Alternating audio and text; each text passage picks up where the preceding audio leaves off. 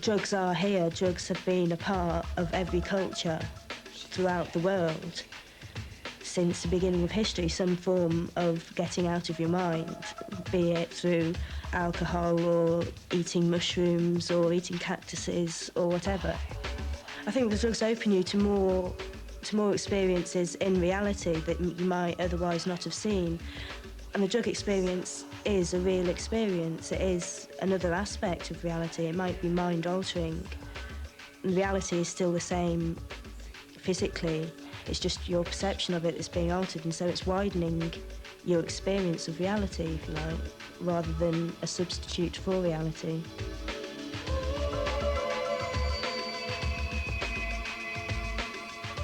It's like Christmas all over again when I think about it. It's like back from when you were a kid, when you're really excited and things. That's just what it's like. Out, when you're out, no, you don't feel bad or anything, you just feel so great. You think, as you say, you can't ask for any more.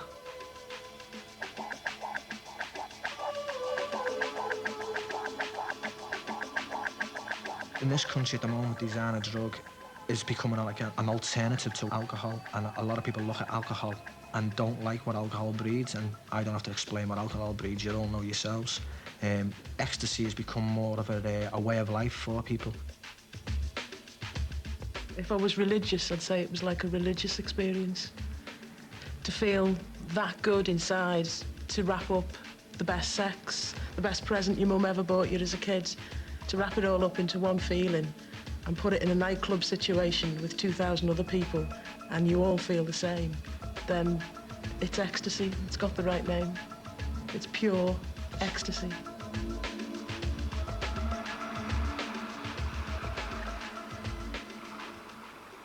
It's extremely difficult to be remotely accurate about the numbers of young people who are using ecstasy in this country.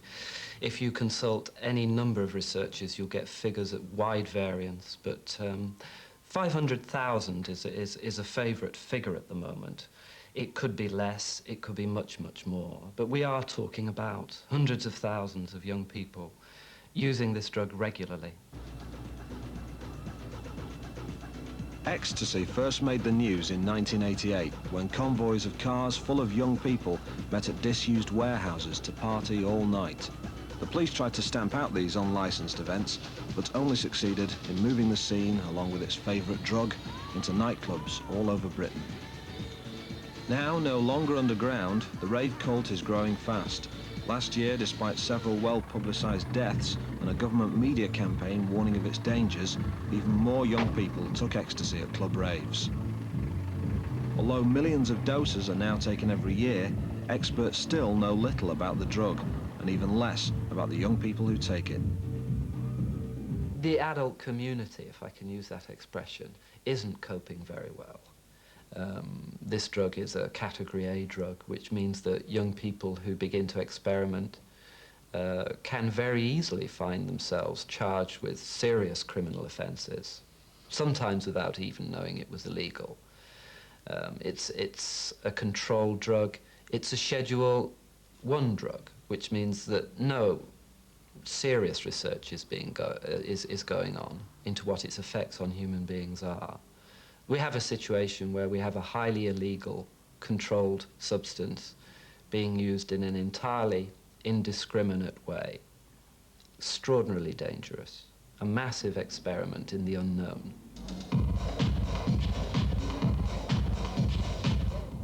When it comes to young people's drug use, all the interpretations start from the point of view that it must be irrational, unnatural, pathological.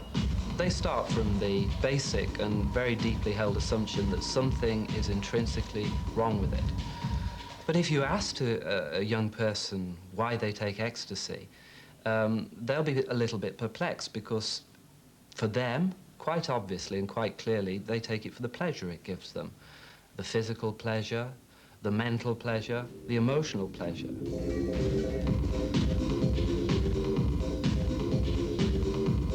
Lifeline starts from the position of what do you say after you've said just say no? What do you say to those thousands of youngsters who've said yes? Are you simply to dismiss them? Are you to label them as being unhealthy or pathological? Are you going to criminalize them? Are you going essentially to sideline them? Or are you going to listen to them, to listen to what they say, to see whether there is any value in the experience?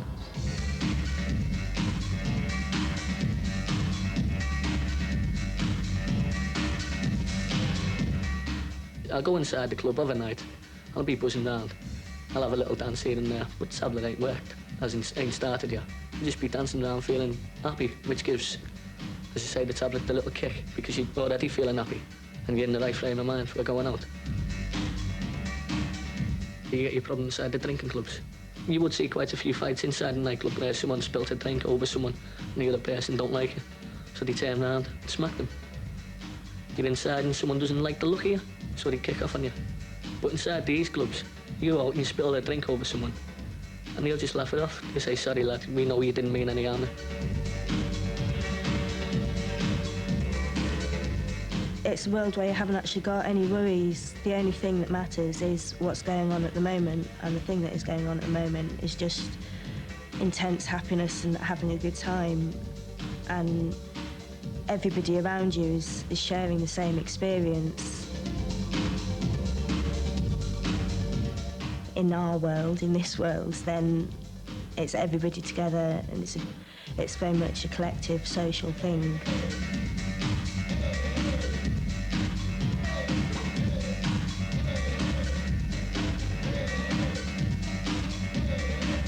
You see people really going for it, dancing around, loving the night. So you think, they're loving it there, that's great over there. And you try to egg people on, get a better atmosphere, shout and scream, and it seems to lift you.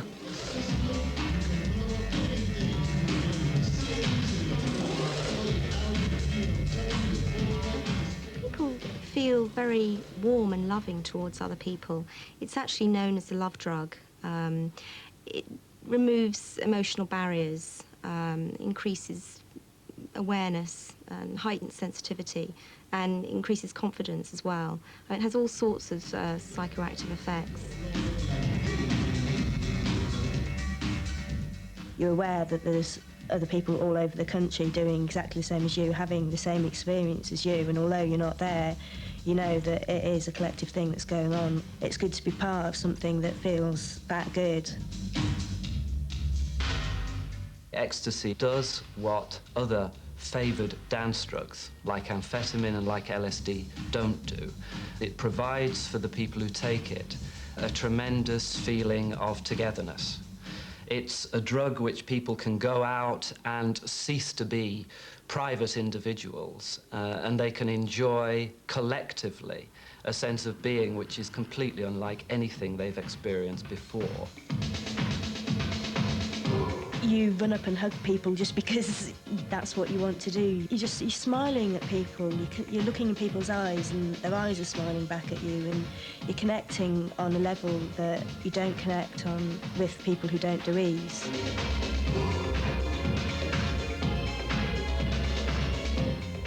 Because you're in the rave scene and, like, you know, someone will start a funky little move over in the corner to get things going on the dance floor.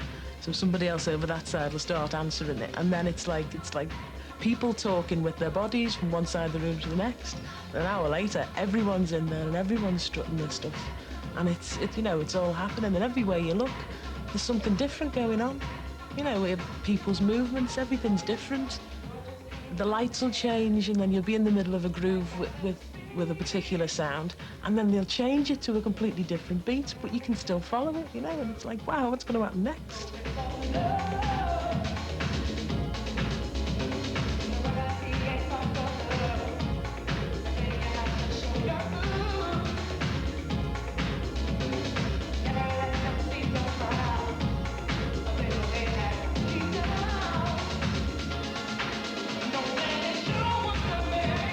Feeling great, feeling wonderful.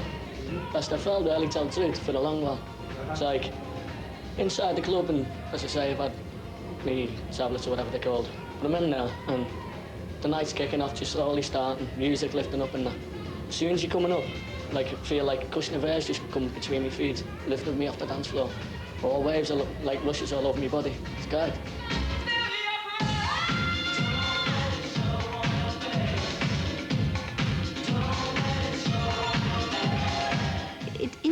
chemically causes the release of serotonin in various areas of the brain. If you take ecstasy, you will experience an inhibition of appetite and of aggression, which is obviously why people who take it do feel very calm and loving. Dancing is almost like an expression of your emotion. It's a way of showing everybody how good you're feeling. It's like you're experiencing the music rather than just hearing it. It's almost as if it's filling your body, because music is almost inside you, then it's coming out through your dance.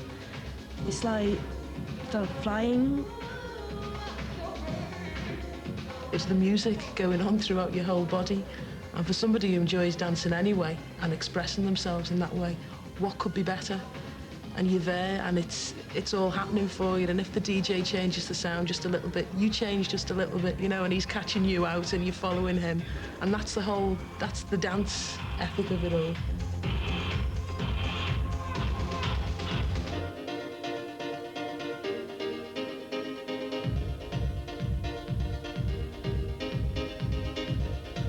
You walk into the club, 10:30, 11 o'clock, and it's sort of mellow. The beat's there, the buzz is there, and then you find your spec. I mean, I'm usually on a little plinth or something, you know, because I like to get up and see whatever else is going on as well. And then the DJ takes you, and he'll have you right in the palm of his hand with the sounds that he's playing, and he'll mix them. And for me, I mean, I've always liked dancing. Years ago, I used to be, oh, you can't dance with Jo, she's dead weird, she's all over the place. You know, one of them, and it'd be embarrassing for people to dance with me, which is fair enough, I don't care. But now it's like, you know, he'll take you on a rhythm, so your feet are going that way, and then he brings something else in, so your hips are going that way, and then the arms come in, and for some reason, it just all comes together.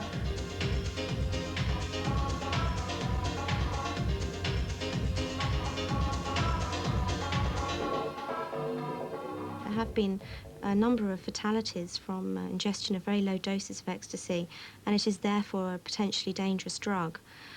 However, if you're still determined to take it, it's important to make sure that you drink a lot of soft drinks and replace fluids, don't get too hot, and don't dance for too long. However, that still doesn't eliminate the risk of developing a very severe reaction.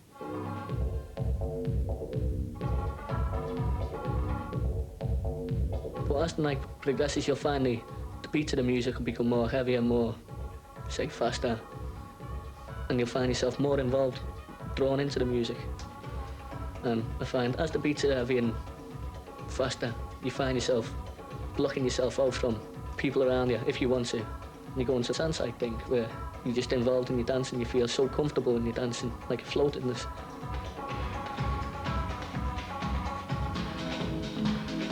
Strobe levels are often switched to a trance-like level, and you've got all dry ice coming on, and there's moments where you actually can't see anybody else in the club because all you can see is dry ice and strobe flashing, and that is very trance-like because you are the only person who can see, and what's going on with you is the only thing that there is, and you're just lost totally within yourself. Dance is when it's as if them people around you have suddenly disappeared, but they're still there, you know they're there, you can see them. But you're more involved in yourself and you're dancing. You feel very floaty, and as I say, your mind's travelling. As I say, with this feeling of ecstasy, it's just travelling.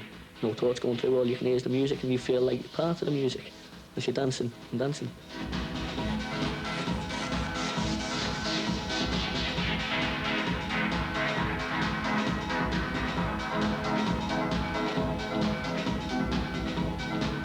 They talk about wonderment and serenity and devotion, and they're all quite religious-like words, you know, and to feel, you know, I'm devoted to my Saturday nights to go out and let go.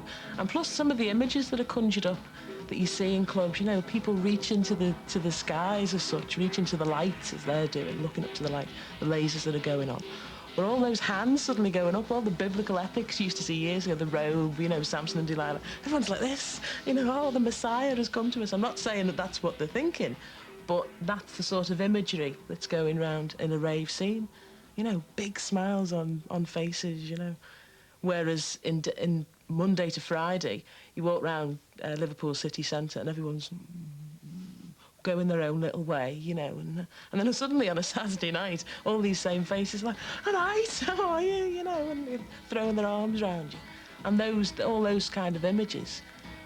That's where I'm not religious, but it's quite, you know, divine.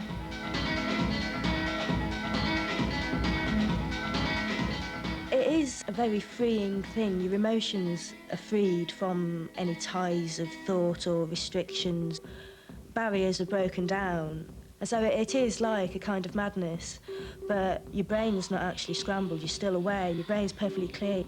Nothing's distorted, you can still see clearly, you can still hear clearly, you can still think rationally. And so it's not like a total alter ego where you're a gibbering wreck sort of madness. It is an ecstatic madness. I mean, that's why it's called ecstasy, because it is an ecstatic experience, and the definition of ecstasy is beside yourself, and it is like being beside yourself. It's like a new part of you that's just coming out in a pure way. It's just pure emotion coming out. And if emotion's madness, then yes, it is madness.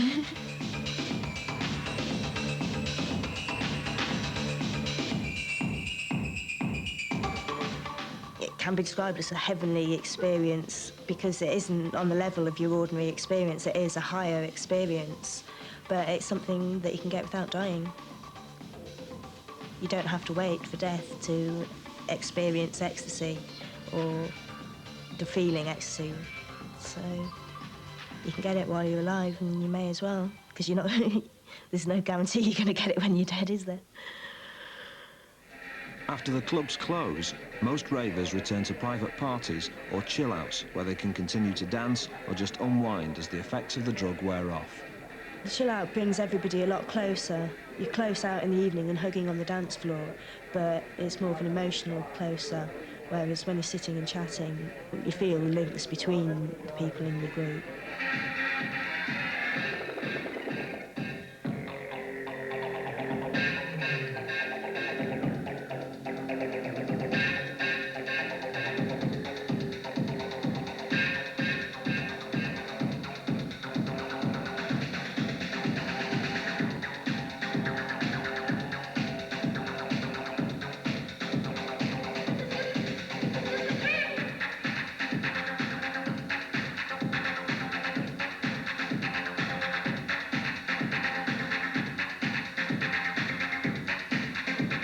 A lot of the time we might come back and carry on dancing because we know we're going to be awake for the next 5 or 6 hours. It's like another evening starting again once we've got home.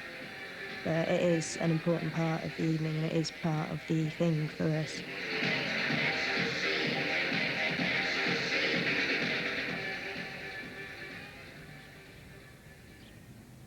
Your body actually feels quite exhausted. Obviously you've been dancing for 4 or 5 hours of the night, and then you've come home and been awake for another 6 hours sitting and chatting. So you do actually feel quite exhausted, and your mind feels quite tired. Sort of you're in a daze, but you can still function, you can still go out and do things, and it's always nice to go down to somewhere like the Hologram Shop, go and do something nice if it's a nice day, go out, because you just feel just calm and peaceful and quite content and happy with what's going on. You're not back to your normal state of mind where you can sit and write an essay or something like that, but it's quite nice and gentle. Visual appreciation seems to be heightened, and because of all the lights and strobes and lasers in the club, the hologram type of thing is along the same sort of lines. They're not real or tangible, but they are at the same time. They're the in-betweeny sort of stage, and I don't know, you can't quite get your head around them. You can't quite believe in them, but they are there. The eyes follow you around as well. Look at the size of the pupils as well. Real huge glazed eyes. Relates to these because that's still there, that's still happening. You feel like it's not real, or it couldn't possibly be real because it is so good. But it is there, and you are experiencing it.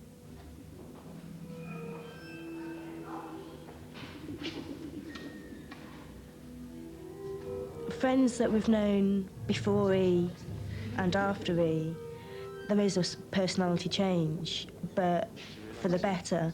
You're more aware of how your actions are affecting other people because you're aware of your own emotions. You're aware that you can tell people the truth. There's a level of understanding, I think, that people have got. They know what experience each other has had, and you've got a certain level of communication between you before you've started talking to them. And so it's a sort of deeper level and more personal, and you admit things to yourself about yourself as well. You find out things about yourself that you maybe wouldn't have found out. Oh, the space makers. Oh, that's... now it starts going potty. This would be quite hypnotising as well. Oh. Well, the beauty of the rave is that although one's transported to a separate level, a new realm, one doesn't have to answer questions. All the questions are answered in the immediacy and joy of the celebration that is the rave culture. It's not an experience which one has to question. What one has to question, and question very deeply, is why it is one has to come back from it. And one of the problems with wonderful experiences is that they don't go on and on and on. They end. They stop.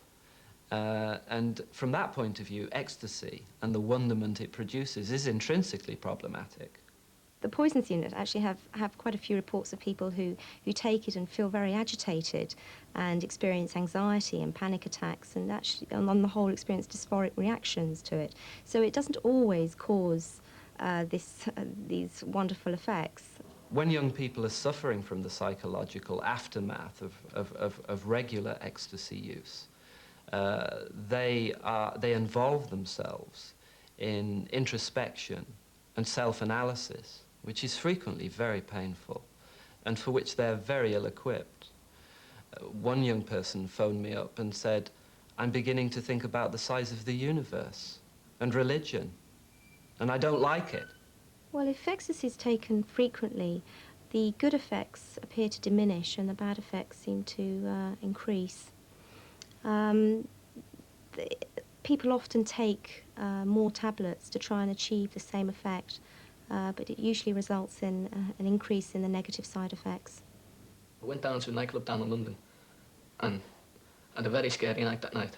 Don't know whether it was paranoia myself, but a lot of it was caused by what was really going on inside.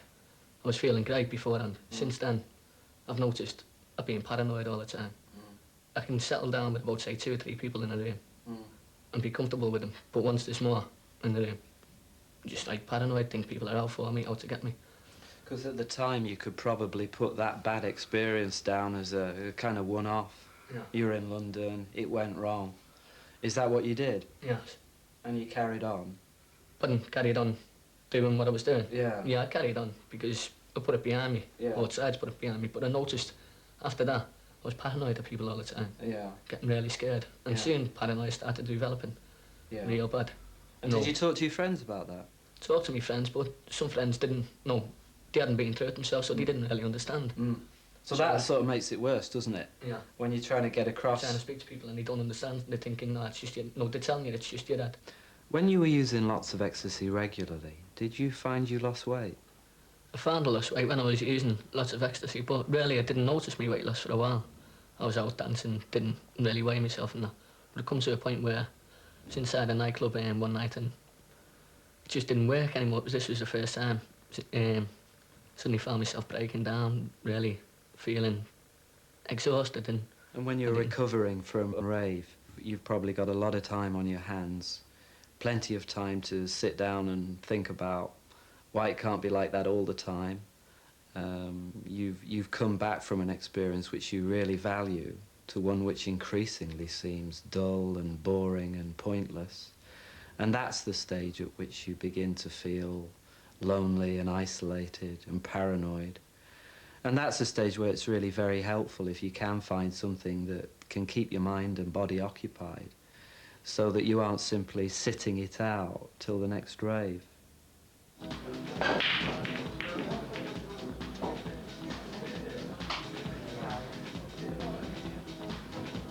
I've always been a very gregarious kind of person anyway, but in myself I was quite insular. No one ever got that close to me, really. There was very few people I could trust where I could tell absolutely everything to. And then something happens, like the rave scene happened, and suddenly I was looking at myself and I was sitting to someone who was a friend or not a very close associate, and I was suddenly telling them all these things and sort of bearing my soul, sort of, you know, oh, when I was 15 I did this, and it's sort of, then I went away and I thought, oh my God, you know, I've let somebody in, but it wasn't so bad, you know, it wasn't bad at all. If anything, it was great, you know, because the next thing they're saying, you know, oh, well, you did that, you want to hear this, you know, and you suddenly find that, yeah, you've done these things in the past and you've been embarrassed by things, but at the end of the day, it's all part of growing up. Once you come away from the ecstasy angle of it, you realise that it comes from within yourself. I mean, people are governed in two ways, either by outside influences or inside influences. And if you can feel that good about something and then realise that it's come from you, you start thinking about, well, how, you know, what was it about my character that's brought this out? So you start to think, you know, what is it in yourself that makes you feel, it gives you that better aspect on life, you know? That's how I deal with it. I don't know whether anybody else feels the same, but it's definitely changed me for the better in that respect. The game ain't over till the fat lady sings.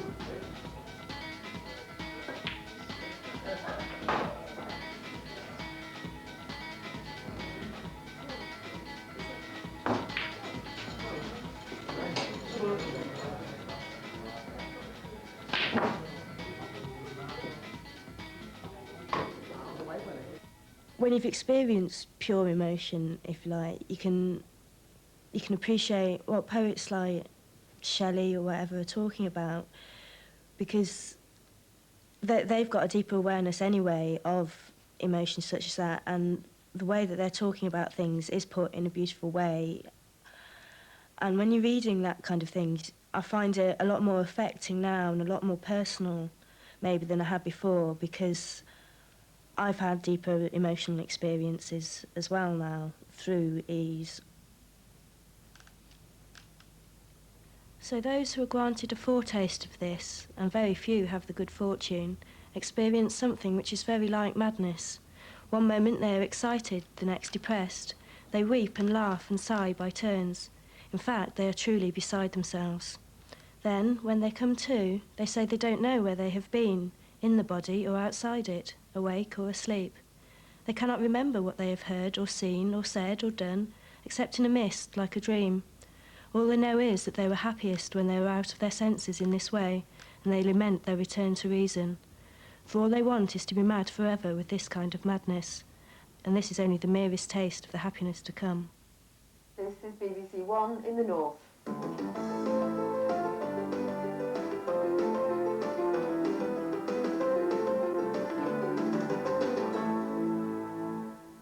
Good afternoon, the headlines.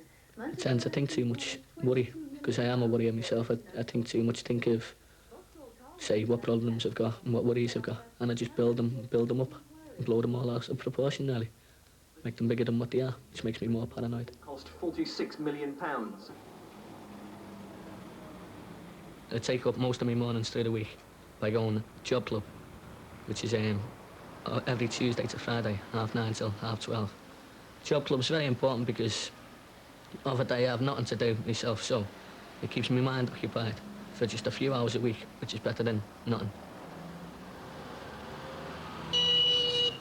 Well, I'm trying to find work in scaffolding at the moment. Well, it does a lot with your mind really as well. No, you kept busy all day, doing a lot of lifting, but you got to use your head a lot. Now, with me not working and doing what I'm doing, I've got quite a lot of lack of confidence, but I'm trying to get through them by go job club of a day, keeps me occupied, play football. If I get a job, I find all my confidence comes back. And slowly but surely I start to lose my paranoia. Ecstasy has affected a few young people in a very different way, causing violent and in some cases fatal physical reactions to the drug. There have been at least 12 deaths reported since 1988.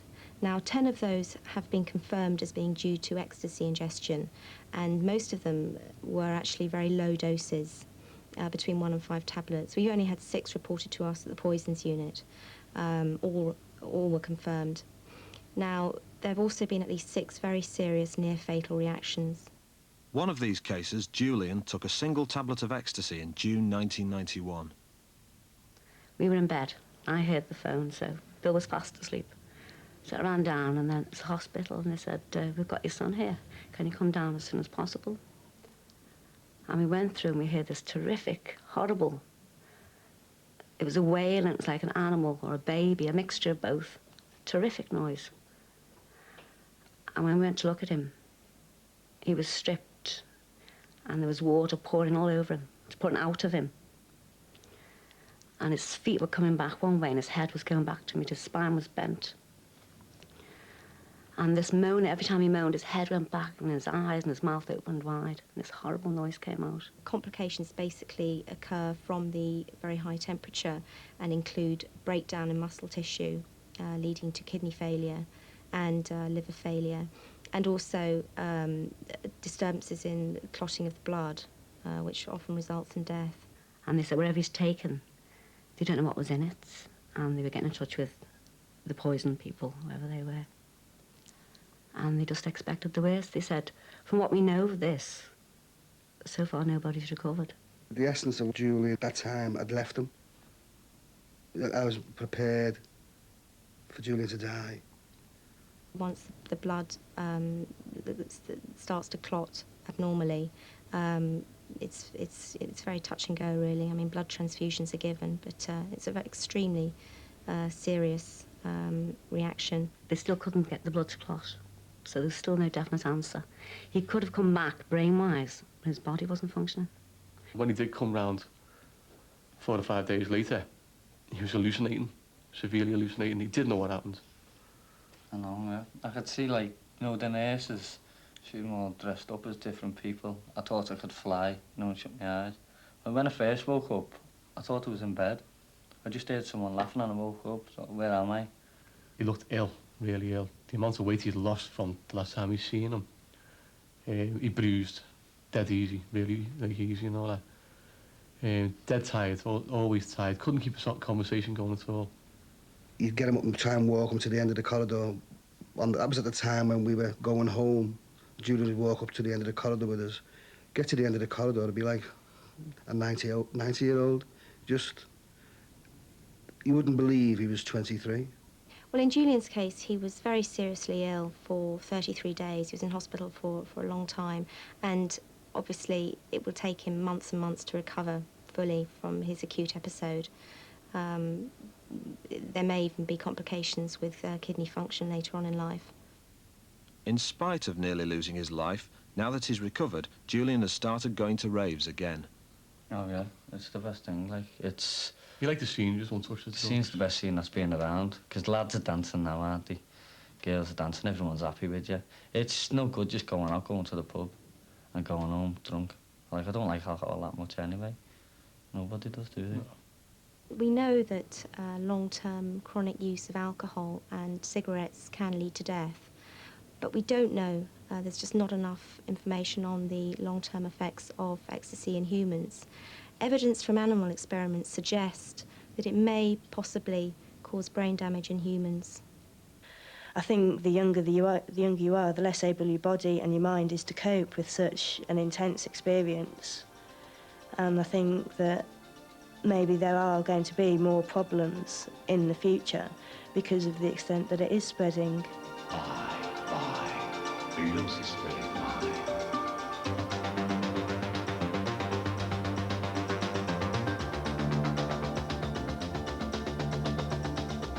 Our reaction, by and large, is to lean very heavily on traditional messages. We say, just say no, when hundreds of thousands of young people have already said yes. We say, this drug is a killer.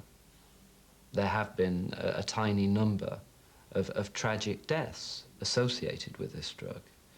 But by and large, it's much less dangerous than some of the legal drugs around. We're coping with it very badly. there's absolutely no chance of us controlling it. Young people, whether we like it or not, have taken a decision. And we really have to locate ourselves in respect of that decision.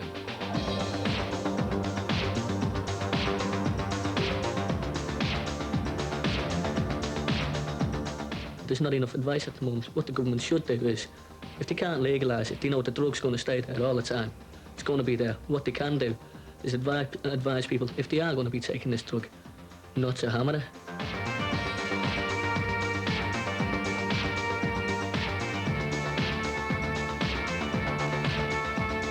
One of the things that young people have to realise is that responsibility for using drugs, which might have inbuilt dangers, which might cause imbalances in their brain chemistry, which might lead to overheating, they have to take the responsibility for finding out themselves.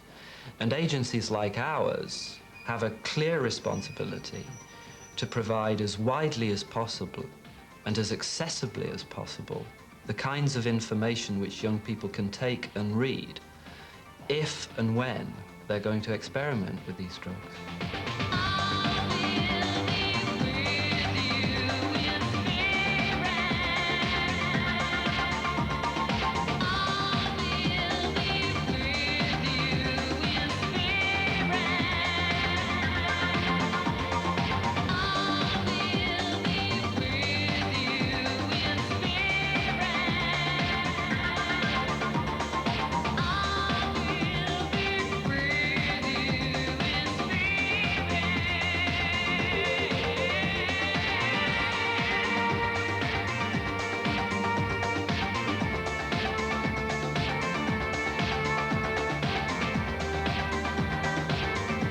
Don't do them around me.